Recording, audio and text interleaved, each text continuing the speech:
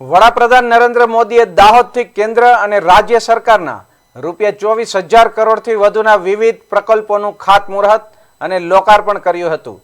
જે ઉપક્રમે વિડીયો કોન્ફરન્સિંગના માધ્યમથી વડાપ્રધાને વેરાવળ રેલવે સ્ટેશનથી વેરાવળ સાબરમતી વંદે ભારત એક્સપ્રેસ ટ્રેનનું લીલી ઝંડી બતાવીને પ્રસ્થાન કરાવ્યું હતું।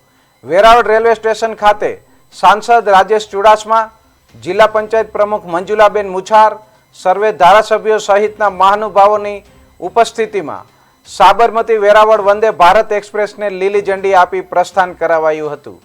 સાંસદ રાજેશ ચુડાસમાએ જણાવ્યું હતું કે ગીર સોમનાથ અને જૂનાગઢ જિલ્લો અનેક કુદરતી સ્થળો, નૈસર્ગિક પ્રકૃતિ અને પ્રવાસન સ્થળો ધરાવે છે। સોમનાથ મંદિર, ગરવોગઢ ગિરનાર અને સાસણ જેવા પ્રવાસન સ્થળો પર્યટકોને આકર્ષે છે।